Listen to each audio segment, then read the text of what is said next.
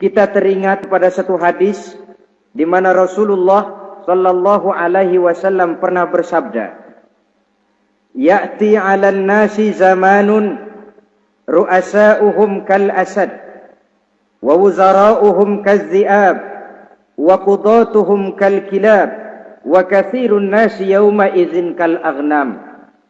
Pada satu saat, kata Nabi, akan datang di tengah masyarakat manusia, di mana pada masa itu muncul pemimpin-pemimpin yang bertingkah laku seperti singa.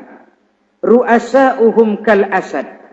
Pemimpin-pemimpin mereka bertingkah laku seperti singa. Saudara kenal singa?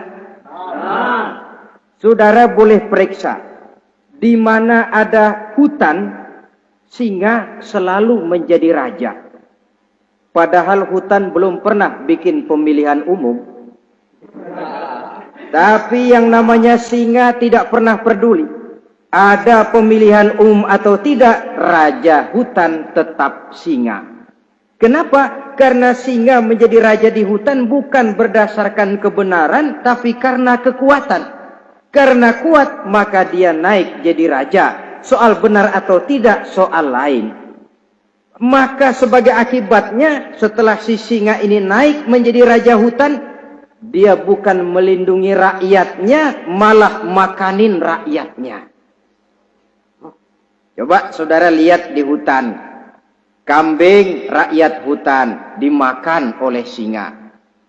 Ayam rakyat hutan dimakan oleh singa. Sapi rakyat hutan dimakan oleh singa. Inilah akibatnya karena singa naik berdasarkan kekuatan.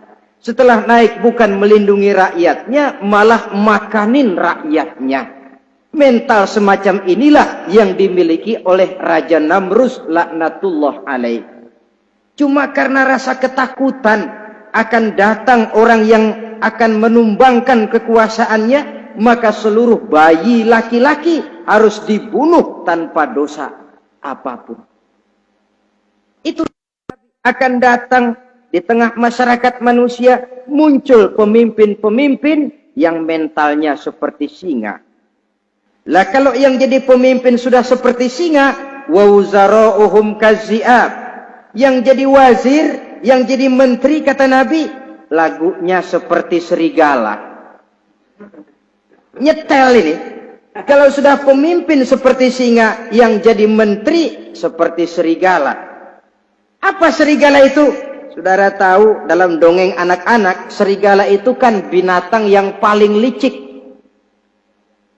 Untuk terang-terangan dia tidak berani karena tidak punya kekuatan seperti sang singa. Maka dia pakai ilmu kelicikannya. Serigala itu kalau ingin makan daging ayam, pakai bulu ayam. Kalau kepengen makan daging kambing, pakai bulu kambing.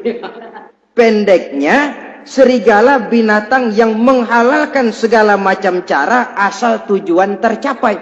Itulah serigala. Lambang dari sifat kelicikan. Lempar batu, sembunyi tangan. Pengen makan daging ayam, pakai bulu ayam. Nyaruh jadi ayam. Pengen makan daging kambing, pakai bulu kambing. Nyaruh jadi kambing.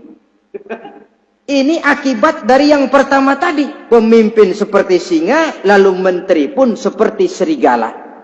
Efeknya kemudian yang segera menyusul apa? Wa qudatuhum kal kilab. Kalau pemimpin sudah seperti singa, menteri sudah seperti serigala, wa qudatuhum kal kilab, akan muncullah para penegak hukum yang mentalnya seperti anjing. Inna lillahi wa inna ilaihi raji'un.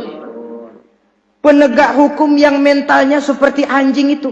Anjing, saudara lihat, anjing akan setia kepada siapa saja yang memberinya daging. Kalau dia disuruh jaga rumah, dia tidak bisa membedakan mana yang maling, mana yang tamu. Biar yang datang tamu, kalau nggak bawa apa-apa, pasti digonggong. Biar yang datang maling, kalau bawa daging, anjing kalem. Pokoknya siapa yang memberi saya daging, itulah majikan saya. Apa kata majikan saya, itulah yang saya laksanakan.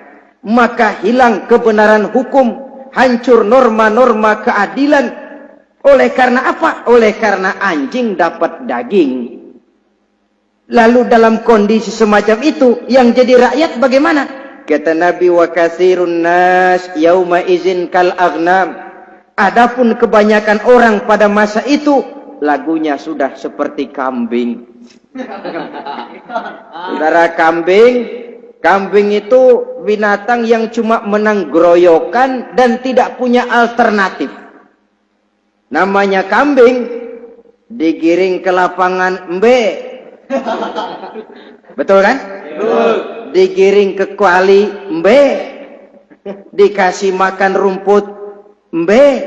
Sampai pun mau dipotong masih embe juga. Tidak punya pilihan lain si kambing ini, tidak punya alternatif lain.